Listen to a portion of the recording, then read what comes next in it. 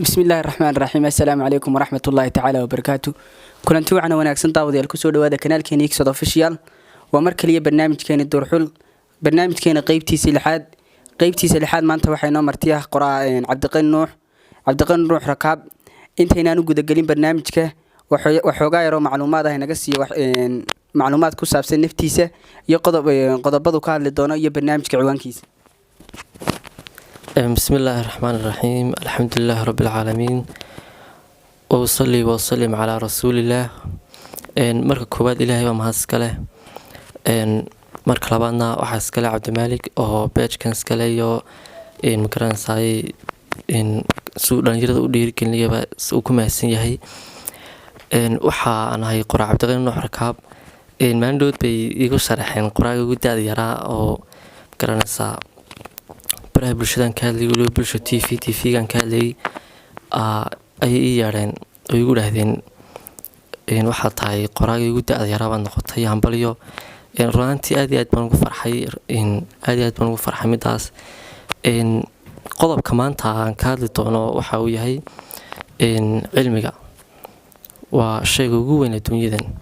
cilmiga maanta waxa ka tilmaami doonaa marka koobaad cilmiga ilaahay baa soo dejiyay qofkii ugu soo hortagay adduunkan ugu soo hortagayna nabi aadan buu ahaa oo wuxuu ku soo dejiyay cilmi oo la iskuma soo dejin waa tii leeyahay wacallama aadama al-asmaa'a kullaha. cilmi oo dhan oo magacyo oo dhan baan ku soo dejinay buu ilaahay nabi aadan oo quraankiisa ku sheegay. markii labaad saddexdii suuradood ee quraanka ugu soo horeeyay laba kamid ah ayuu ilaahay ku sheegay oo tii koowaad iqra buu yiri akhri ayuu ilaahay ku quraankiisa akhri oo magaranayay nabiga la hadlay oo taas waa cilmi akhriskiiba kamid tahay oo waa faa'iido laga faa'iideysanay quraanka iyo waliba cilmiga. suurada labaad ma haysta saddexaadna waa suuratu nuun wal qalami wama yasturuun. ilaahay qalanka ayuu ku sheegay. markaa waxaan ka faa'iideysanaynaa cilmiga una awoodii aad iyo aad fara badan ku leeyahay adduunyadan.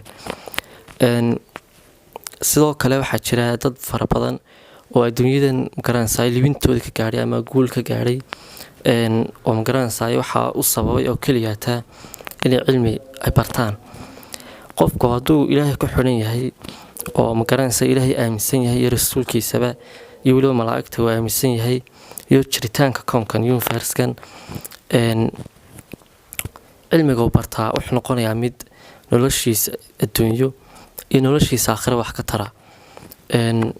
inta hadan ka soo gudbo cilmiga dad fara badan baa bartaa intaasoo kunoo jaamacadood baa adduunyada ku yaala.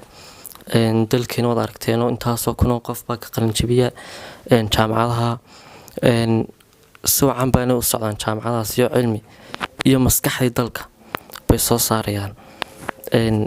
waxaan marka koobaad aan u mahadnaqayaa jaamacadaha iyo macallimiinta hartu mid baan oran lahaa macallimintid mid mar walba magaranayay ku dadaala si manhajka u dhameeyo balse macna waxa tahay qof magaranayay maskaxda dalka qof gacanta ku haya oo magaranayay soo saaraya maskaxdii dadka soo saaraya baa tahay.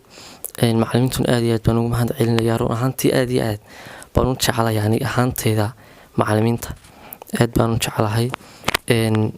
haddana xaggii cilmiga aanu soo gudbo waxaa jira dad fara badan oo magaranayay cilmiga ku takhasusay heerna ka gaaray haday master noqoto haday jaamacad noqoto haday master noqoto haday PhD noqoto. dadka PhD-ga wata oo dadka adduunyada nimka hogaaminaya dadkana laba loo qaybiyaa. waa qof yaraantiisi miyuu ku soo karay oo miyiga laga keenay. qofna waa qof oo magaranayay marka wax bartay. qofna waa qof magaranayay adduunyadii waxaan jeedaa magaaladii ku soo koray. labada qof farqi baan run ahaantii u dhaxeeya.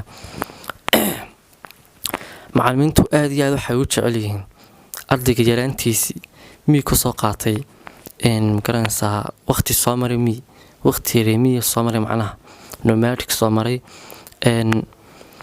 qofka reemiga magaranayay wax soo bartay yaraantiisi aad iyo aad uga magaranayay maskax fiican yahay ardayga reemagaalka ah macalimiintaana run ahaantii aad iyo aad u jecel.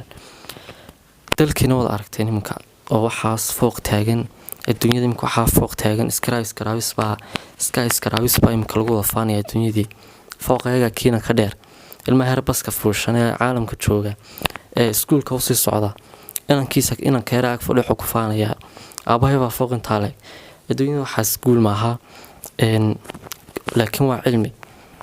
guusha keliya taa waxaa lagu gaadhaa qofku inuu adduunyadan magaranaysaa wax ka fahmo oo buug iyo qalin uu u qaato adduunyada.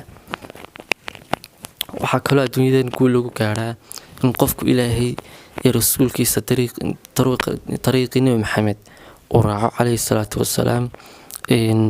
amaradii ilaahayna farayna aanu qaadano kitaabka qur-aanka ugu horeeyo. run ahaantii buwaag baan qoray, imika 6 buug way gaadheen, laakiin imika 2 soo bandhigaya hadduu ilaahay ilmo khamiistan 14 Oktoobar. run ahaantii waxaad kala kulmaysaa dad aad iyo aad fara badan. waxaan waraystaa run ahaantii dad nolosha libinka gaadhay ama guulka gaadhay, hadday noqoto dad lacag haysta, hadday noqoto dad magaranaysaa fooqa ugu dhaadheer Somaliland, hadday noqoto dad faqiiriin ah. waxaan ogaadaa xaqiiqada ka dambeysa noloshooda.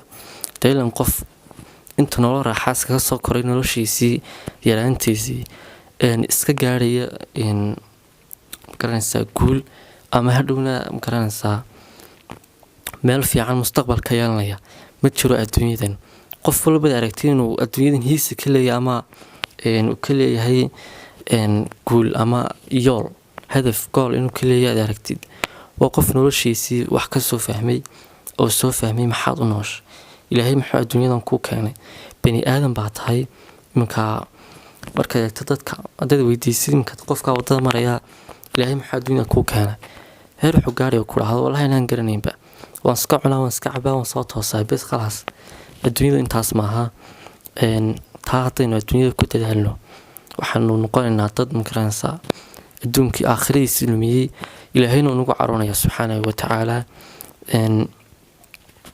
marka labaad waxaan ka hadli doonaa dhalinyaradu haddii doonayso magaranaysaa in ay noloshooda fahanto ilaahay muxuu ku abuuray, hadafka adduunyadan ka leeda muxuu yahay. dee dhalinyaro doonaysa inay intaa fahanto keliya taa qur-aanka laga soo baxaa moogta. qur-aanka inta la xifdiyo baa kadibna maskaxda la koriyaa. qofka dhisi waaya maskaxdiisa ee jirkiisa dhisa hadhow unbuu waardiyo noqonaya qof maskaxdiisii soo dhisay. taasna waa xaqiiq jirta oo weliba dhacday. intaad yartihiin dhalinyaro ka faa'iideeya cilmigiina iyo magaranaysaayey dhaqankiina iyo sidaad u nooshihiin iyo waxaad qabanaysaan. wax badan isku daya, buugii qalin qaata oo waxbarta. anudii melihii sariirta seexo magaranaysa adduunya dhadhan ka raadi. adduunyada haddaad xanjeeriyo waxaad ka raadiso nacnacyo isbareed waxaad ka raadiso oo magaranaysaa raaxaad ka raadiso adduunyada, waxaad noqonaysaa qof moogtay noloshiisii aan waxba ka fahmin, ilaahayna uu ku caroonaya. qofka waxaa la doonaya noloshiisa uu soo kaabo, u noqdo qof hadaf leh oo waxbarta.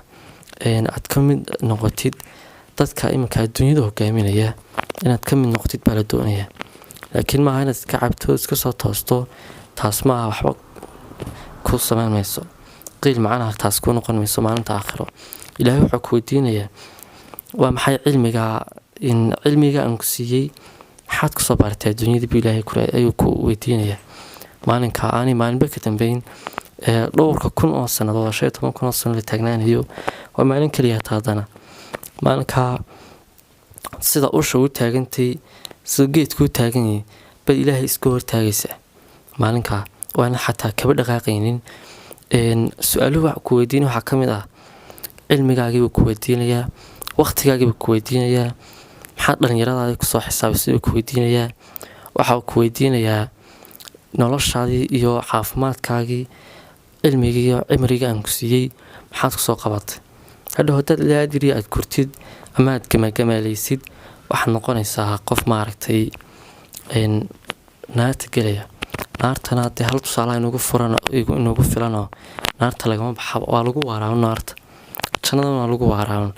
Ilaahay dhammaanteen ha naga dhigo kuwii jannada ku waara, naartana ilaahay naga xoreeyo. waalidka waxaan oran lahaa, waalidka si waalidku ugu dadaalayaan caruurtooda oo aanay u fahmaynin ubadku in iyagana ilaahay garanaysaay jannatul firdawsa maalinta weyn ee qiyaamaha jannatul firdawsa iyagana ha geeyo. waalidka oo dhan weeye.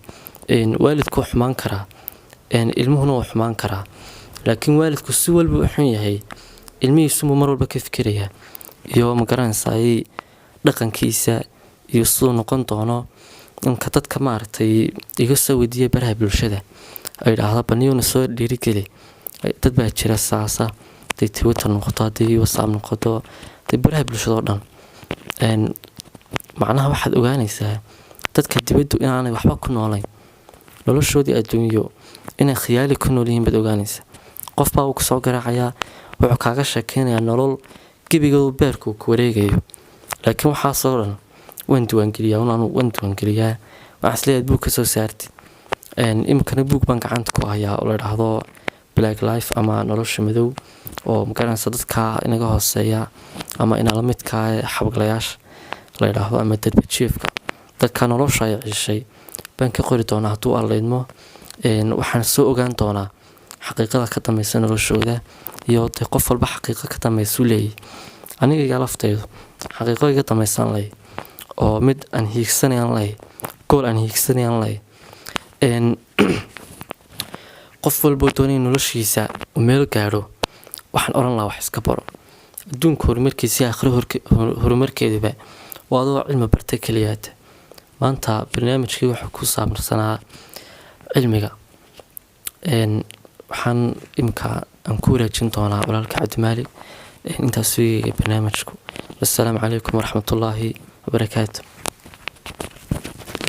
jazaaka allah khayran wa axsan aljazaa. walaalkeen qoraa Cabdiqani aad iyo aad buu mahadsan yahay. maanta waxaan si gaarayn si aanan intaynaan barnaamijka ka bixin inuu ku boorin doonaa dhammaan daawadayaasha kanaalka Iksod Official inaan kala soo qayb galno walaalkeen Cabdiqani ee qoray labada buug ee sideen ugu farxaa adduunkan iyo sideen noqon karaa qof guuleysta uu soo bandhigi doono khamiistan. insha Allah goobtuna waa Cismaan bin Cafaan. 4 ilaa 6 galabnimo ilaa 6 ayuu soo bandhigi doonaa. buugan wuxuu sidoo noo sheegay waqtiyo badan buu ku qaatay inuu qoro. marka walaalkeen waa inaan ku dhiirigelinaa inaan kala soo qayb galno buugan.